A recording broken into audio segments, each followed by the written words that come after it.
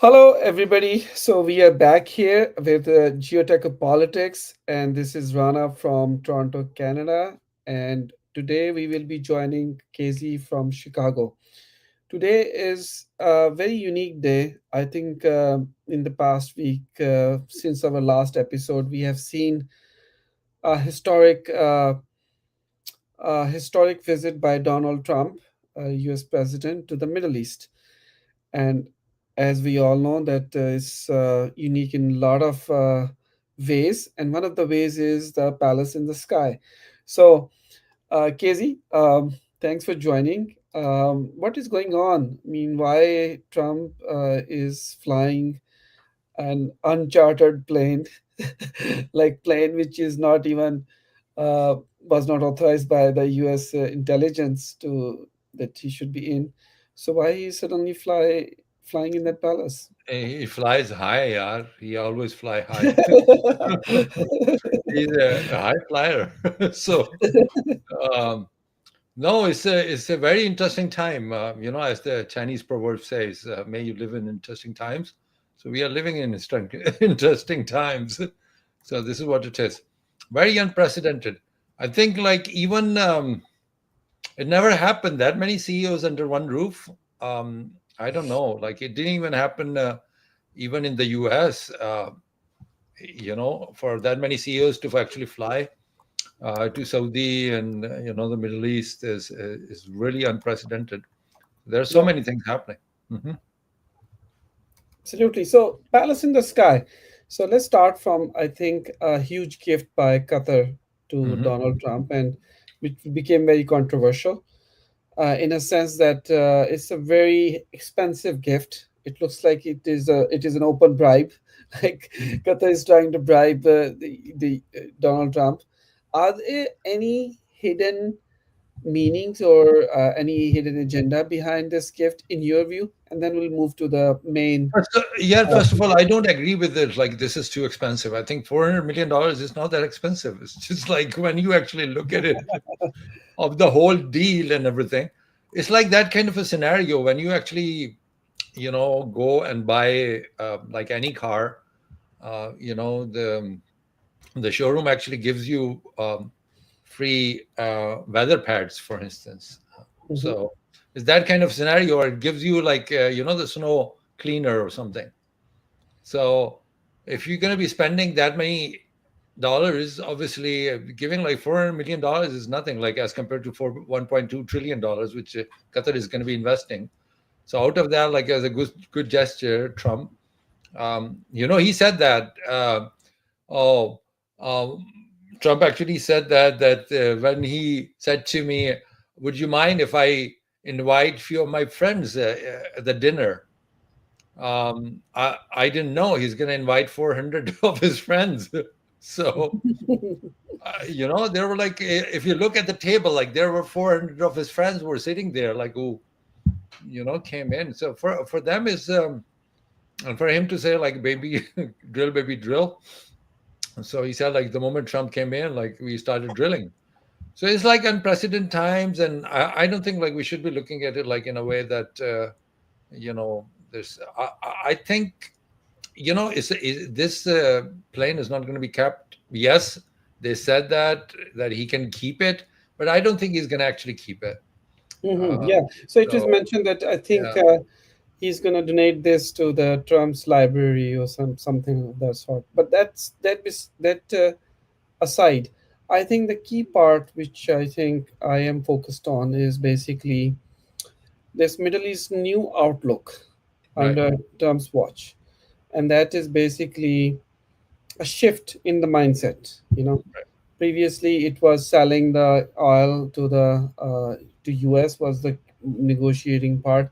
I think currently the deal is basically getting the new Nvidia chips, AI chips from US, getting the technology. And I think from if we look at Middle East, specifically Saudi Arabia, it's their dream to become a new tech hub or like AI hub. In that regard, they are trying to make the deals to have this exception from the US government where the new chips can be exported to Middle East in general. Like Qatar is also seeking for the same, UAE is also seeking for the same, and of course Saudi Arabia is seeking the same. At the same time, I think they are, as we know, that Trump is a deal maker. So part of the negotiation is distancing from China as well, right? So how does it how does it all come together? Like AI versus and weapons and China. So what is going on here? Yeah, I mean, you have to understand, like, look at the actual history. Just how many? 2 years ago? Just 2 years ago, President Xi was there. He had the similar sort of reception. I mean, not many people in the media right now are discussing it. That how, I mean, they're just looking at it that the Middle East is like kind of aligning with the US, but I mean, that's not true to fullest extent. I mean, when President Xi was there, like a couple of years ago, or 2.5 years ago, I mean, similar sort of like carpet. I mean, it wasn't what is. I think it was maroon as compared to like this Purple, blue, purple. purple. Yeah. So you can give whatever color you want, but I mean, if you look at it, the number of signatures on the dotted line was a lot more as compared to the U.S. I think there were like about 34 investment agreements were signed at that time. The MOUs. Saudi actually signed this strategic alliance with China at that time, and everybody was talking about. I was talking about that. America has lost a lot of leverage over Middle East by actually leaving them alone. That Biden's incompetency and his weak mind and a lot of assertiveness actually got them to this point. So they signed tons of MOUs, and China is not worried about all those things that are happening because China knows that they are in the long haul, and America is only there like till 2029 until the Trump is there. So Hmm. yes, I mean Trump took whatever he had in his pocket. He took all the, some of the names. I mean, pretty much starting from Alphabet to, Elon Musk to um, Sam Altman and everybody, like pretty much everybody was there. I mean, I was amazed to see that many CEOs under one roof, like starting with, you know, even uh, what is it called? NVIDIA is going to be actually setting up a data center there. They're going to be actually taking a lot of money from them. So Jensen was there.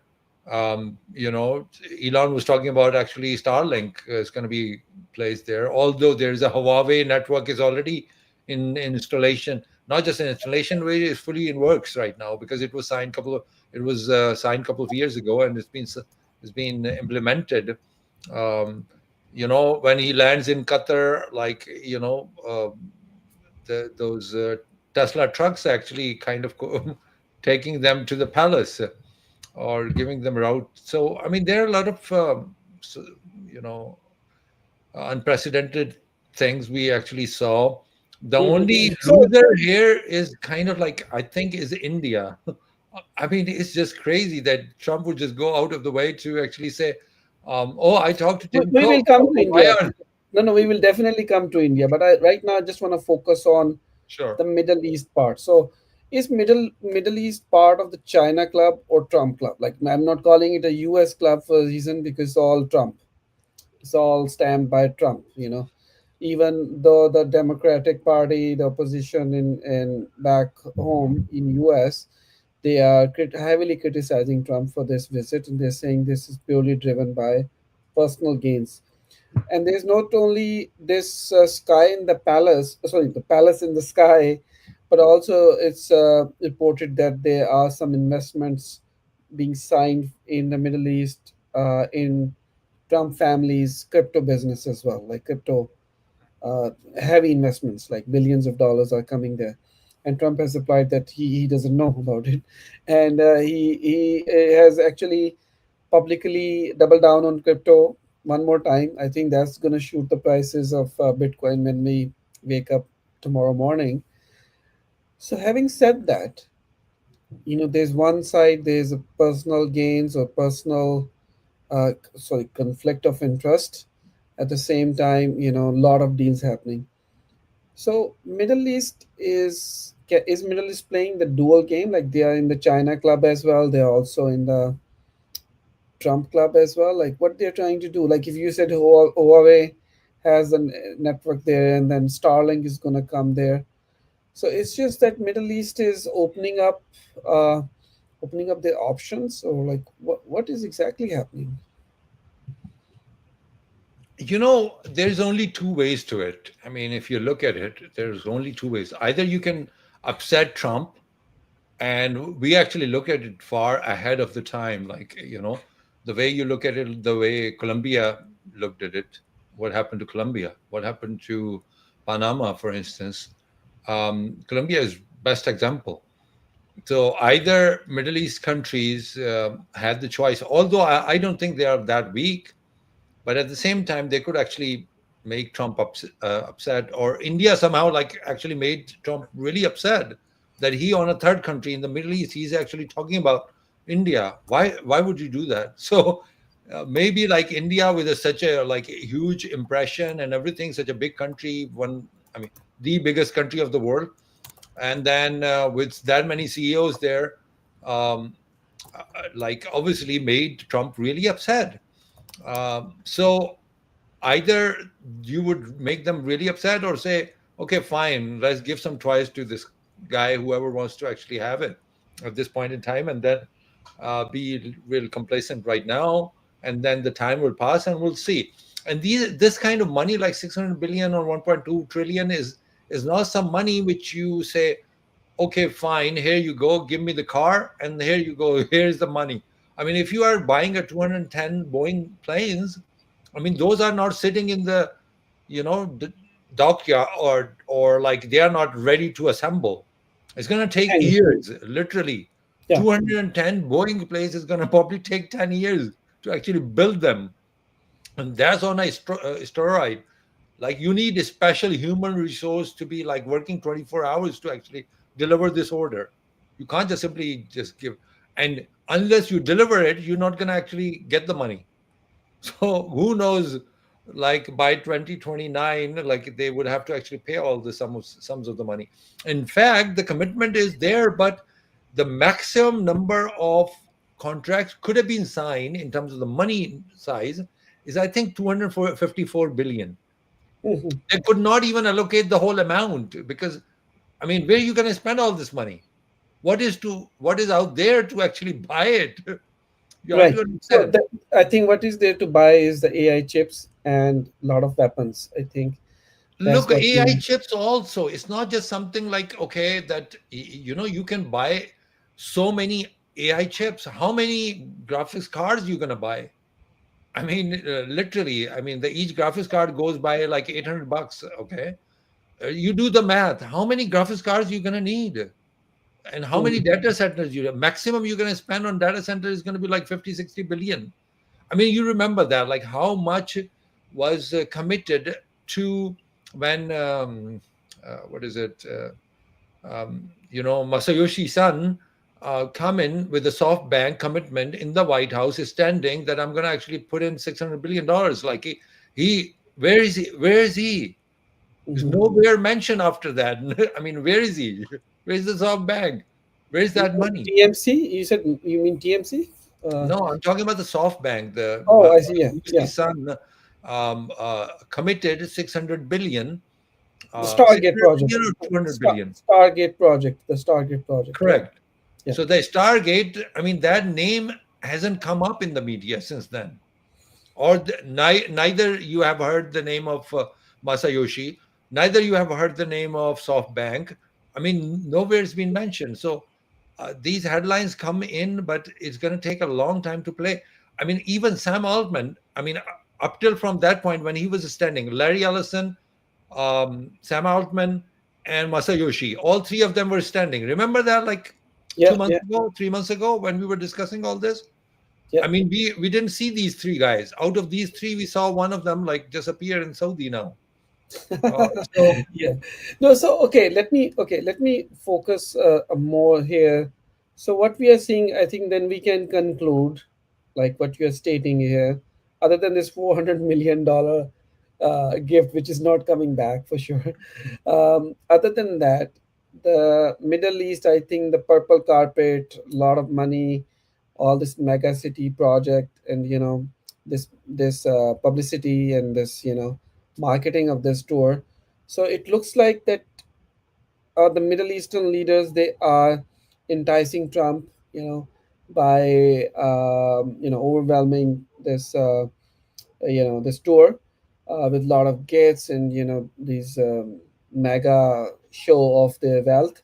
So all of this is to make friends with Trump. Or either you can be Trump's friend or either you can be Trump's enemy. I think so. All of this is basically a very long term investment in exchange of commitments in very long term, like buying Boeings or buying these chips, which is going to take some time. But in the short term, I think Middle East is going in the good books of Trump. And although it would have many short term benefits, of course, but some long term benefits too. So if this is the case, I think I saw a very funny cartoon that I think I shared with you as well, that Trump and all these tech giants are milking the MBS or like, the Saudi investors. Um, a quick question here. Do you have a breakdown of these investments? Like how much investment is from the Middle East to the US, or is there any investment from US to Middle East as well? Look, these, I mean, obviously, the numbers, you're not going to have like the breakdown straight away. I gave you the number, like the maximum they could, sign on the Saudi side at 254 billion. I mean, if you look No, at it, for 254 billion investment to US. Is there any investments? Is there any signed agreement so it all from goes US? both ways. It's not just about the actual, like when you're going to be actually, I mean, why Sam is there, why Elon is there. They're talking about like AI center. So US, Saudi AI center is going to be created. I mean, this is going to be, and then the one of the leading countries of the world who has got like this leverage to actually implement whatever system comes their way. I mean, there are two countries in the world which have really pioneered it to implement the new technology. One is the UAE, other one is Singapore.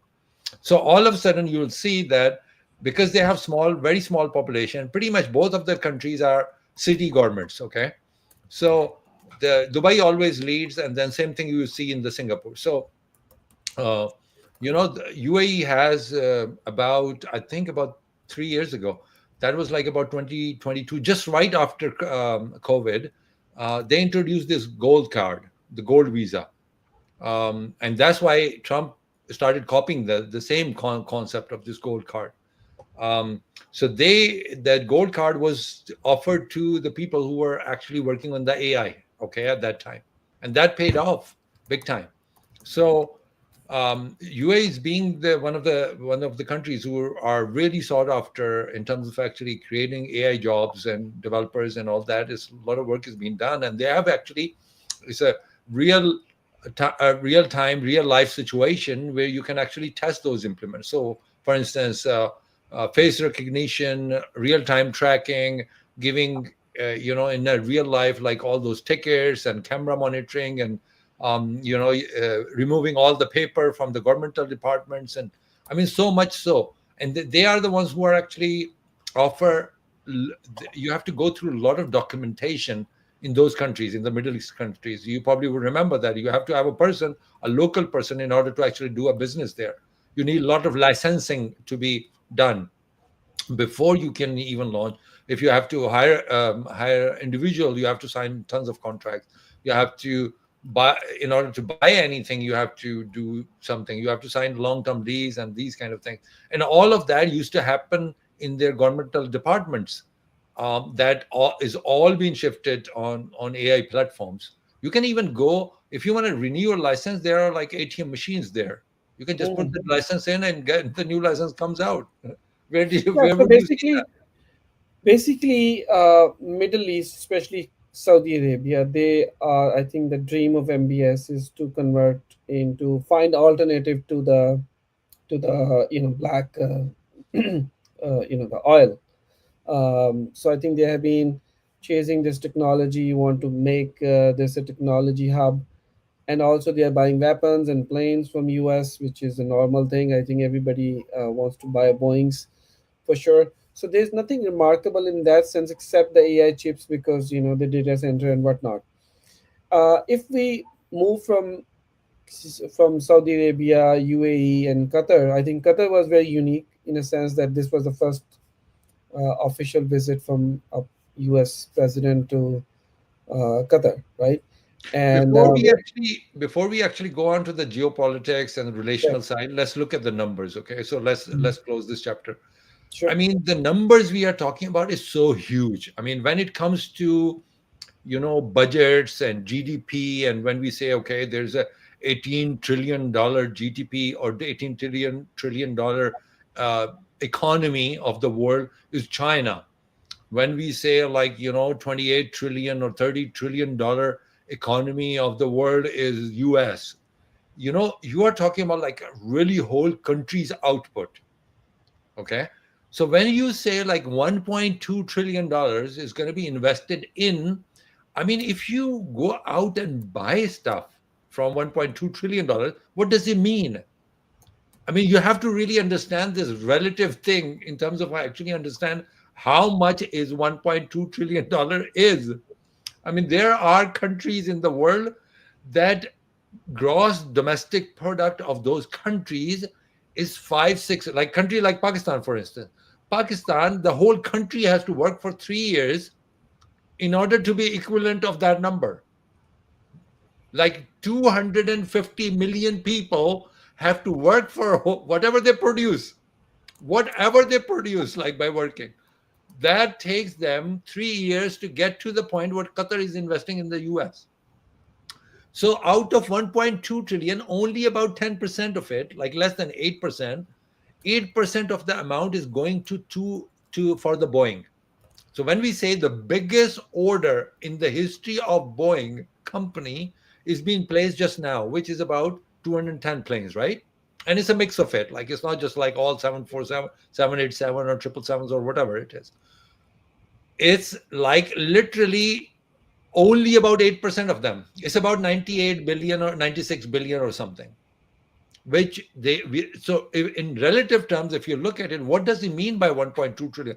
You can buy tons of stuff. You can buy the whole country with that kind of money if you Yeah, have to or if you want to. So I mean, this is a lot of money which is being committed, but not necessarily is going to be spent. That's what I'm saying. So that's the relative term. got it. Okay, so moving on from Saudi Arabia, I think, and Qatar and UAE. Another unusual, I think, one of a kind, very historic, was uh, meeting Trump meeting with Ahmed al Shara, the Syrian president, which took power by overthrowing Assad. So this meeting was very unique in a sense that this guy Ahmed Al Shara, that nobody knew few weeks ago, was in actually a U.S. List of terrorists, and he had a $20 million reward on his head. And suddenly now he was shaking hands with Donald Trump, and I was joking that maybe Trump is going to hold his hand and claim $20 million that he got that guy. But they had a meeting on a bilateral meeting during this tour, and they maybe discussed many other factors. Why is Syria so important for US? Is this due to Iran's influence in the region, due to Israel's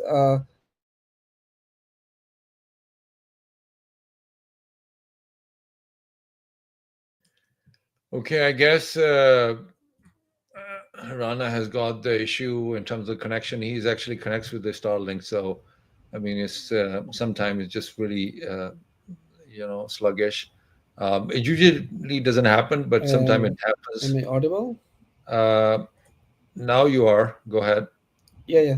Sorry, I think I had a You're glitch. frozen up. That's fine.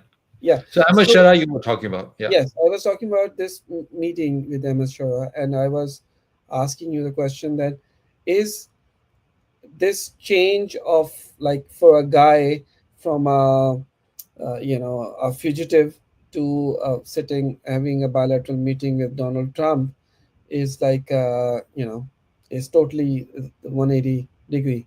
So why US is so interested in Syria? Is this due to the regional security of uh, Israel, or is it limiting the influence of Iran in Syria because Bashar al-Assad was very close ally with Iran? So for me, the Syria is the Middle Earth. So Turkey, Lebanon, Syria, Egypt, Jordan. I mean, this is the center of the earth, basically. I mean, whenever we used to say uh, east or west, that's how you used to figure out. I mean, now since the UK actually kind of like had the more recent imperial power, they actually took the this zero line in on their land. So that's how the time starts. So that's why you have GMT. GMT. But I think, like, before it was this land where you would say that, okay, now you're going to east or west. So that's why if you look at it, like, Morocco is Al Maghrib. So this is the west. And when you go east, so like China and all that, so that's looking towards the east. So this land has very importance, like in terms of like whoever has to go through it is going to be actually the center is going to actually allow it. And we have seen in Turkey's case, for instance, I mean, Russia actually won this war primarily, or sustained this war primarily, because it was able to actually flow through Bosphorus, because otherwise there's no possibility that they will have the be able to actually export fuel and gas and all that. So I think Syria has a very important role to play in future. And at this time, since there's a new government, I mean, obviously it affects Israel, it affects Saudi, it affects Iran, it affects Turkey. So all of them have actually, it's been a playground for like 15 years of all these powers. And I think for Saudis, for this area to be settled and aligned with Saudi is very important. So Saudi now has got like one more country besides Egypt and Jordan and UAE and Bahrain. Now they have another country in their pocket. So I think it totally makes sense that they have actually pushed for it to take lift off the sanctions. And align with the with US, right? Of course. Yeah, How? I mean, alignment is a long way to go. I mean, I don't think we should put this in a category that they would align themselves, but for sure, like in terms of I mean, they are, I mean, if you want to actually put it this way, even Iran is ready to align with it, as long as Iran is openly saying it. Yesterday, the whole news came out that, yeah, and a certain category of enriched uranium is going to be only used for the peaceful purposes as long as you lift the sanctions. So, and Trump probably would go for it. I think maybe in next 48 hours or maybe in months or 2 months time, you'll hear that news that the sanctions being lifted from Iran. And once Iran comes into the main, scenario, like mainstream, then there's a lot of things. I mean, fuel prices has already started going down. If you look at it just by Syria, like, nothing has happened. Mhm. But I mean, yes, there are few commitments in the last 48 hours, but why the fuel prices are coming down? Because the whole this whole area is going to be, I mean, it's fair to say that it's going to be very stabilized, given the scenario that the Israel, the way they are playing, and then Trump is distancing himself from Netanyahu, not distancing himself from Israel, but for sure distancing himself from Netanyahu. So, and also distancing himself, I mean, now I have no doubt maybe like Netanyahu is the one who's actually really pushed India to go, have a conflict with Pakistan, because, Trump is like started to get upset with both of them at the same time. So God So knows let's what's going let's inside. let's. I think you want to talk about India for because that has been a very hot topic recently. We had a very detailed conversation last time. So I think After this brief, background of this Trump's tour and recapping, what is being achieved, a lot of trade agreements, a lot of future agreements. I think Middle East for the long term, exchanging the long term with the short term, which is the AI, especially they don't want to miss that race. Now, while all of this is happening, the world is engaged, focused, trades are happening, the world see you under one roof, and all this mega city which is going on in the Middle East. There's one unfortunate country on the planet Earth. Is called, you guessed it, India. So India had a huge boom. Modi's visit to the White House was such a mega success in their terms. They had a huge dinner there, and now suddenly we see that India is somehow caught in the crossfire.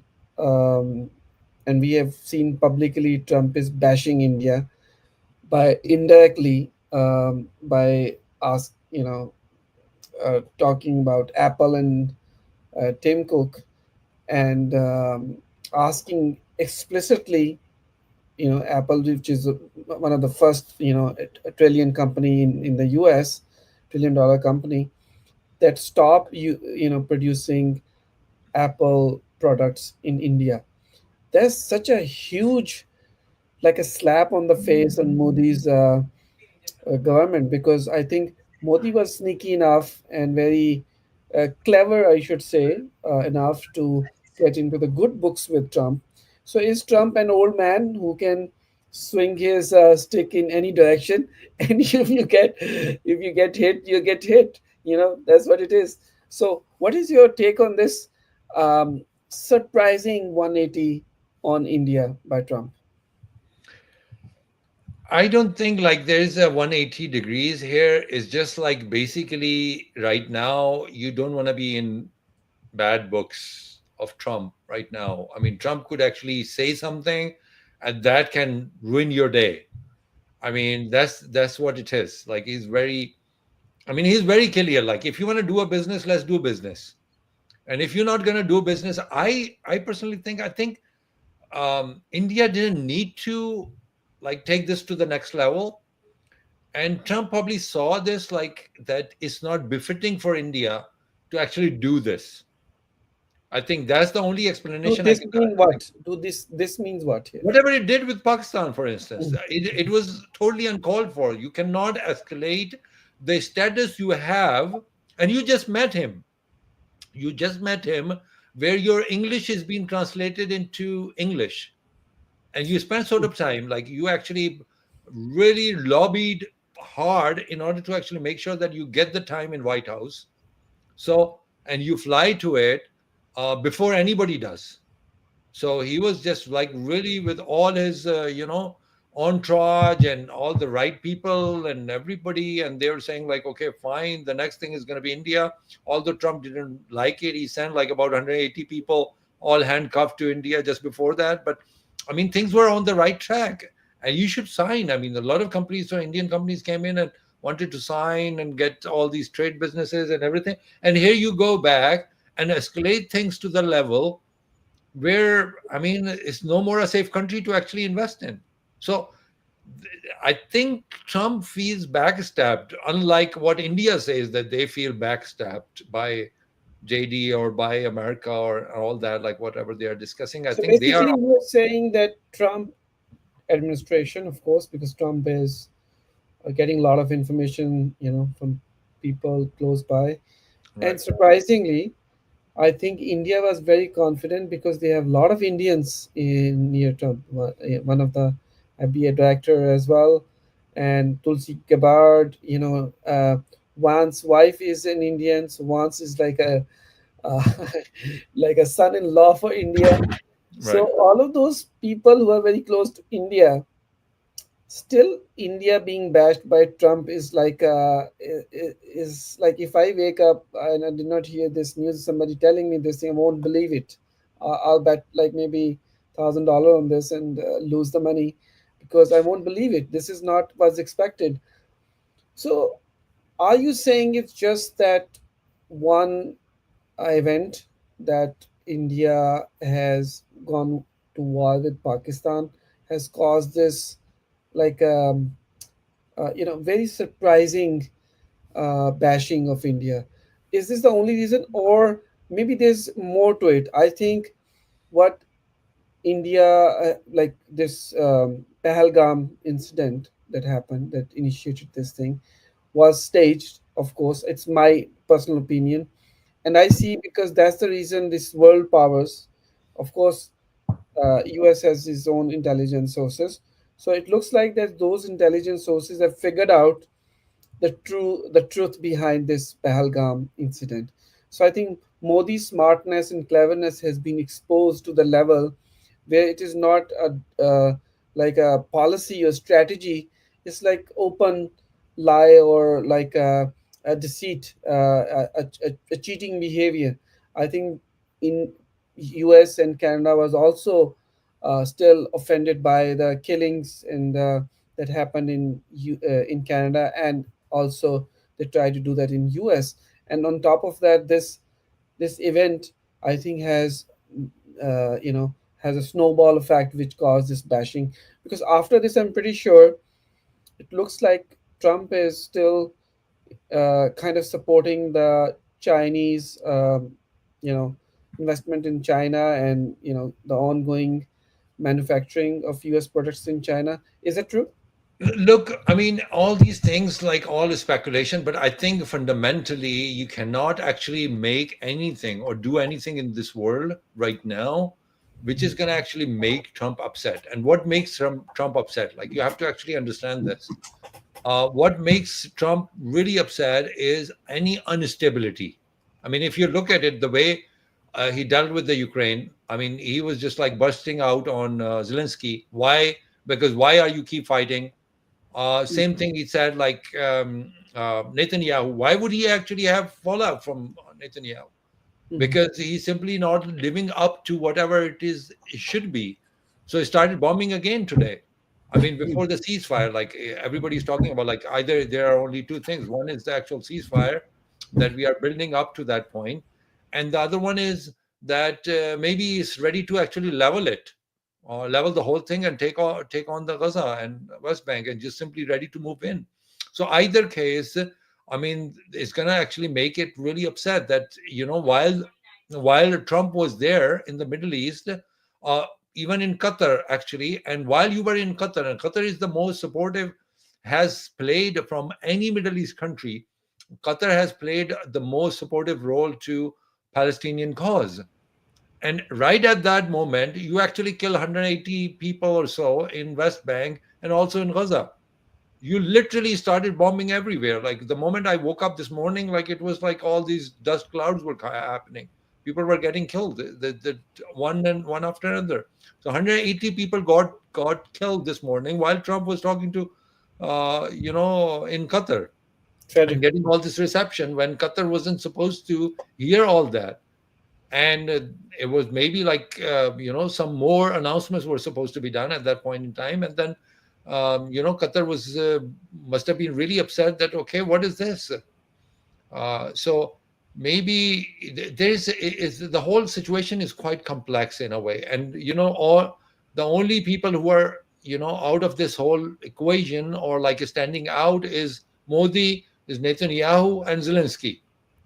So these are the three people who are actually saying. Zelensky, for instance, he was like, when he actually landed in Istanbul this morning, he was like, okay, where's the other head of the state? Where is Putin? Where is Trump?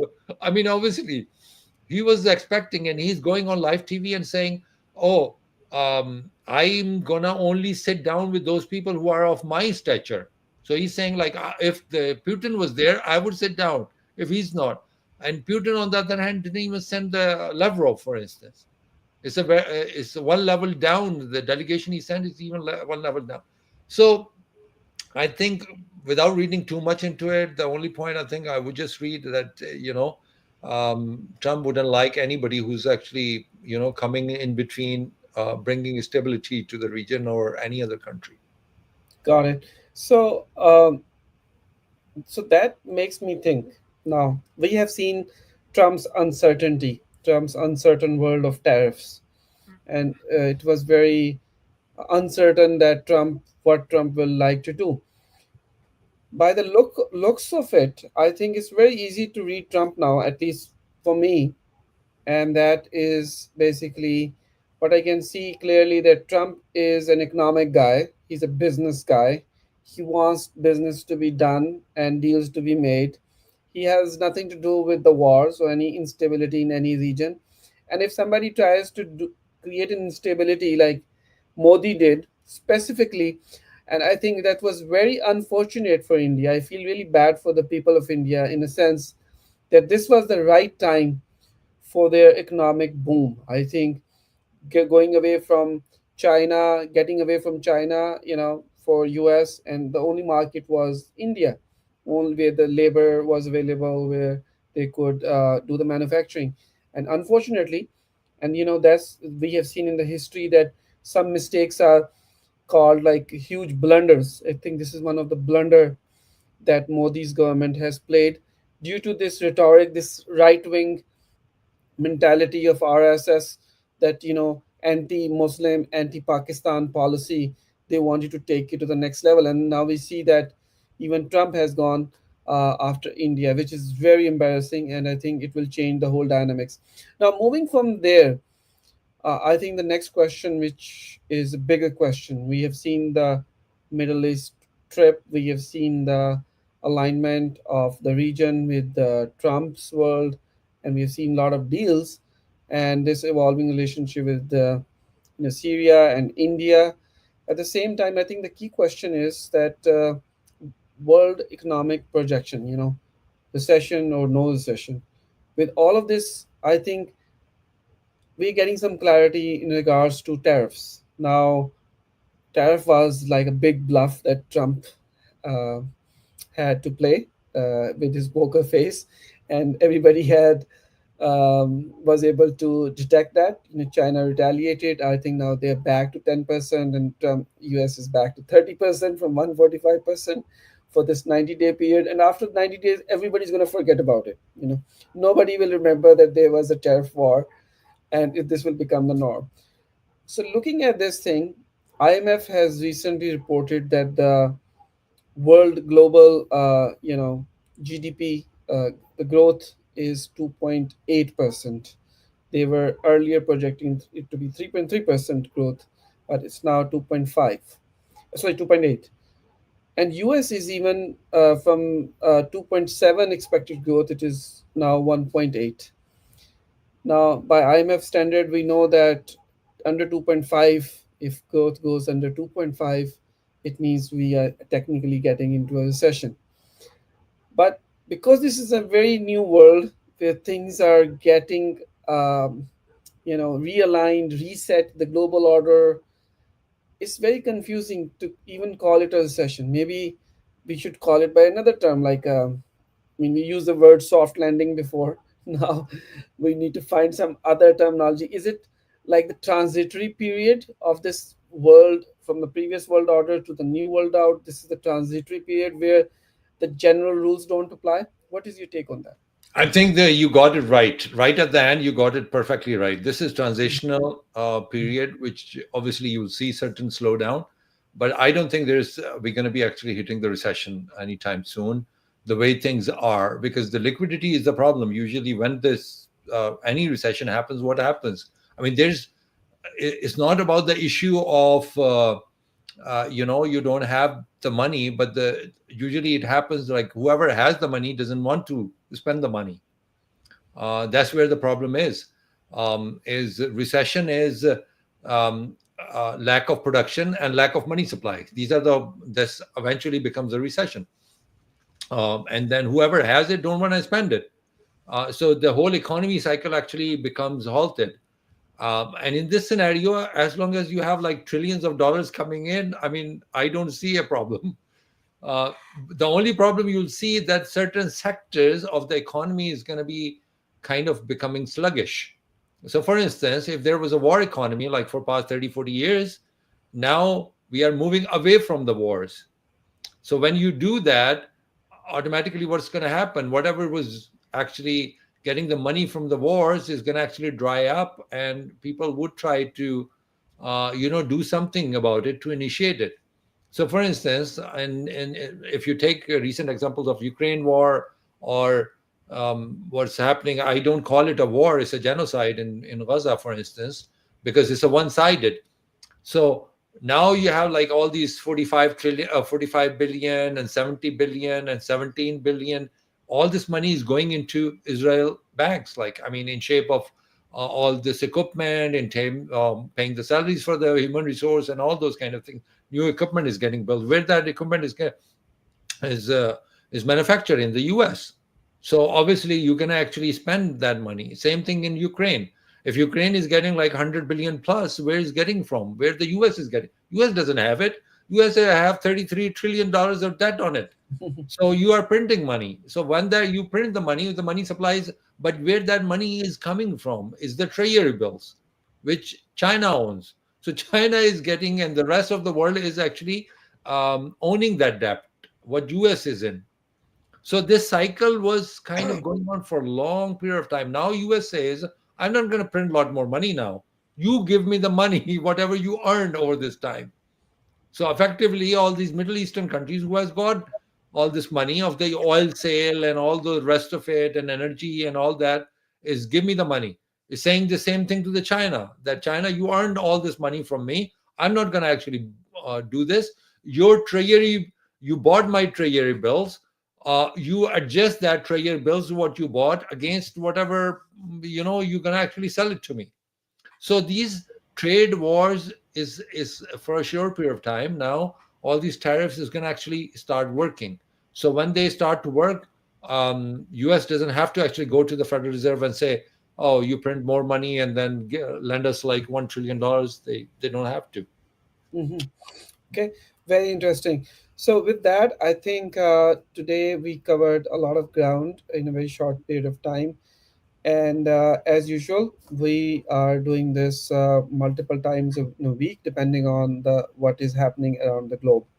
So with this, if you guys, as usual, if we really appreciate our audience and we want you to write to us, you can write a comment on this video. You can go to our YouTube channel, which is Geotech of Politics, where all the previous videos are there.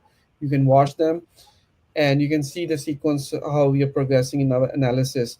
We will continue this analysis of geotechopolitics. Geotechopolitics means the geopolitics and also the technology which is driving everything these days. Please share, subscribe, and write to us. We anticipate every time that we will have the audience input that we can incorporate in our show and improve the quality of our stream. With that, thank you so much, Casey, for joining on a short notice, and we will be back in I a just couple of. quickly wanted to, before we actually wrap it up, just quickly wanted to just give an example because we talked about the economic projection and recession, Sure. and I think like for people to understand exactly what's happening here. So I'll just give an example of Boeing, for instance. Okay. Mhm. Now, let's say in Boeing is manufactured in the US. It's a US company. Airbus is an European company. Okay. So whenever these kind of like orders come in that you're going to actually buy 210 planes, I mean, it doesn't. This is one of the biggest order ever placed in aviation industry. Okay, so you're going to spend $98 billion. Now that $98 billion, where is going to come from? So now Qatar has that kind of money which it can commit because it's been selling energy to for as long as we know for past 15-20 years to Europe, to Asia, to America, because they have like it's the biggest LNG producing country, and it has ships going all over the world. So that's how it gets all this money, right? And it's a small country, so it doesn't need all that money. So it just goes that money into. So for instance, one TV channel, Al Jazeera, has got $1 billion of budget, 1 billion only, and it has this like all over the world like this presence that is a balanced media. So now that $98 billion is going to be transferred over. Let's say we say this is a transaction, 210 planes come in. Where those planes is going to be used? Those planes is going to be in Qatar Airways. Now, Qatar Airways have to employ tons of people. hundreds of people, like trained people, the pilots, the airline staff, the engineers, the the servicing industry. They probably have to actually build another terminal, which they have to spend like few more billions on it. So effectively, what you're talking about, you're making Qatar a hub. They're spending $5 billion just to actually renovate the military base US has over there. They're spending $5 billion to actually renovate this, which they don't own. This is US owned military base. So effectively, what's happening? There's a lot of economy. It's not just in the U.S. Who's like a Boeing company has to hire more people, and then they produce, and then new parts has to come up. I mean, Boeing doesn't have all the parts made in U.S. They actually, for instance, you probably would have to actually go to the UK to get the Jaguar engine to be put in those certain, planes. Same thing on different locations. You have to actually get the parts. So those economies start to actually start revolving. And then once those planes start to actually get developed, that also start to help Qatar economy.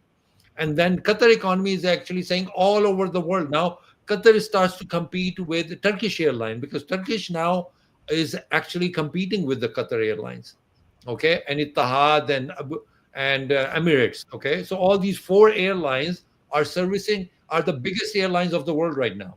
I mean, I don't, in terms of the actual coverage of it. Mhm. So now Turkey is going to say, I have to buy some more, because we have to compete with Qatar. They have like in their number of planes, now they have 210 more. And now we have to actually have double deckers, and we have to have A380. So we should go for Airbus now. Now there's a new competition going on. So I've just on aviation front, I've given you this example that where how this just small money in a big chunk of money can actually play a greater role in order to actually get this wheel of economy keep moving. Yeah. And once this happens, yeah, recession doesn't happen that that way. It has to be really halted down. So I hope this example gives you an idea, like in terms of the actual economic projections and everything. So as far as China is concerned, now all of a sudden companies were preparing for like a lot more extra amount to be put on their products, which we talked about in details, in case that tariffs were coming in. Now they are not. It's only about 30%. So now it's going to be a lot more activities going to be happening. So recession, I do not really consider it in the near future. Okay, wonderful. I think it's the biggest question of the day, and we will keep biting at it. Not a single session can cover the session or no session at this time. We really need to understand this transitionary period. Of course, given a lot of factors, AI, Trump's new world order, and whatnot. We'll keep diving and keep biting into it with our audience. Thank you so much again, Casey, for joining, and thanks for the example. I think it would help clarify the scenario. With that, is have a good day, good evening, and good afternoon wherever you are, and we will see you in our next session on Sunday. Thank you. Take care.